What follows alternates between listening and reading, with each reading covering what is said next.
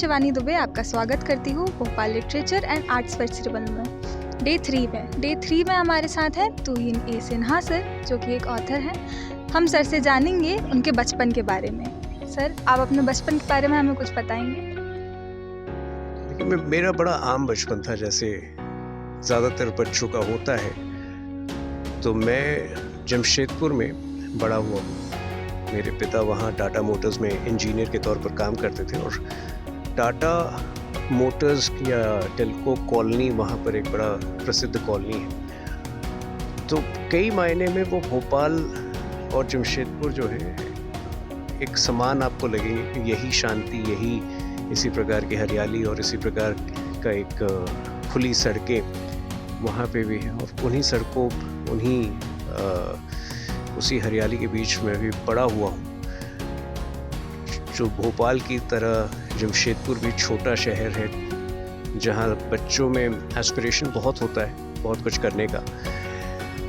तो स्वाभाविक है कि जो छोटे शहर के बच्चे होते हैं महत्वाकांक्षी तो होते हैं, लेकिन साथ में ही उनका जो करियर चॉइसेस होता है वो बहुत हद तक डिपेंड करता है कि वो उस शहर से बाहर निकल कर क्या करते हैं। तो राइटर बनने की कल्पना मैंने नहीं की थी, इंजीनियर बनना नहीं चाहता था जो सारे बच्चे वहाँ जमशेदपुर में बनते थे। तो बीच के जो हैं 2-3 चॉइसेस थे, जिससे मैं हमेशा चेंज करता रहता था। कभी लगता था आईएएस बनना है, कभी बाद के स्टेजेस में जब लगा कि आईएएस नहीं बनना है तो कुछ और चॉइसेस आए। तो एक बड़ा ही सुखद और सामान्य बचपन था, बहुत केयरिंग पेरेंट्स, और मेरे ख्याल से एक बड़ा सुखी बचपन था। सर, हमने बात की अभी एस्पिरेशंस की। हमेशा ऐसा होता है छोटे शहर के बच्चों को वो आइडेंटिटी नहीं मिल पाती। कभी उनके एस्पिरेशंस बहुत बड़े होते हैं लेकिन वो उस मुकाम तक पहुंच नहीं पाते। कुछ ऐसे टिप्स आपकी तरफ से जो आपने अपने जीवन में देखे हैं? मेरे ख्याल से आपको हालात चाहे जो भी हो, सिर्फ और सिर्फ बड़ा सोचना चाहिए। जैसे मैं आपको बताऊं, टाटा मोटर्स या टेल्को कॉलोनी में एक समस्या ये थी कि हर पेरेंट जो है चाहता था कि उसका बच्चा इंजीनियर बने। तो पेरेंट्स में एक प्रतिस्पर्धा जो है, बच्चों से ज़्यादा प्रतिस्पर्धा पेरेंट्स में हो जाती थी कि आप, मेरे बच्चे को इतना नंबर आया, आपके बच्चे को कितना आया। और जब पता चलता था कि दूसरे के बच्चे को ज़्यादा आया तो लोगों में कॉम्प्लेक्स हो जाती थी। तो मेरे यहाँ से पेरेंट्स के लिए भी बहुत ज़रूरी है कि किसी प्रकार का कोई प्रेशर जो है बच्चों पर ना डालें।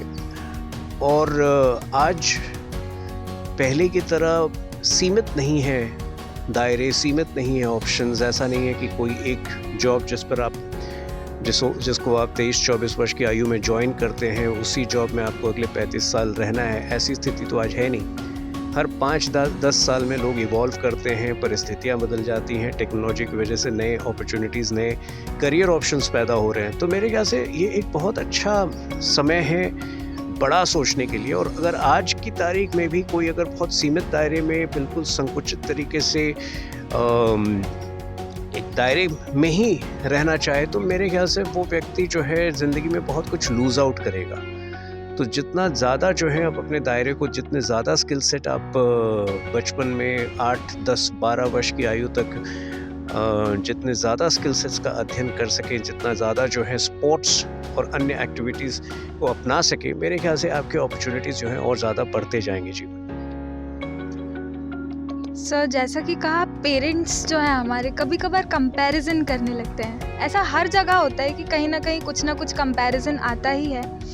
आपकी पेरेंट्स के लिए क्या राय रहेगी कि उन्हें अपने बच्चों के साथ कैसा, आज के टाइम में उन्हें कितना खुले विचारों का होना ज़रूरी है?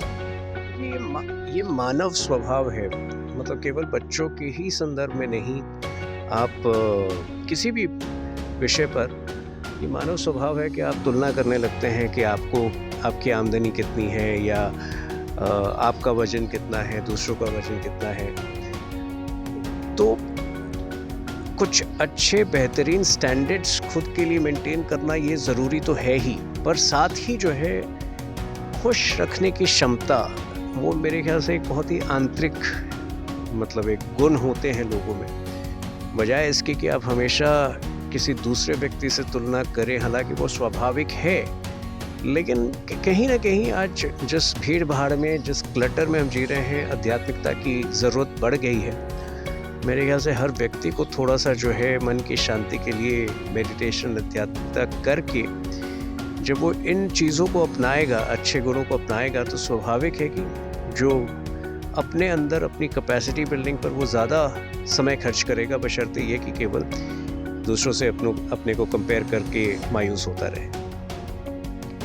बिल्कुल सर, आखिरी क्वेश्चन मेरा आपसे ये रहेगा कि आपके जीवन में ऐसा कोई कोट या कोई विचार जिस पे आप अभी तक चलते आ रहे हैं और आगे भी वही चलेंगे उन विचारों पे?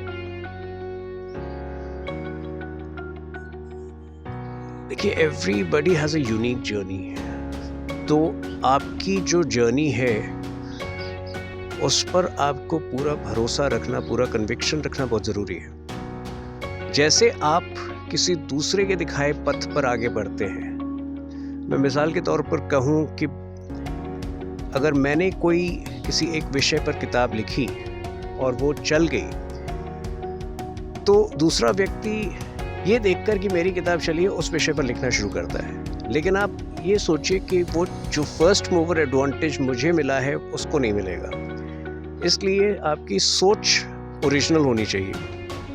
Think original, believe in yourself and go for the sky.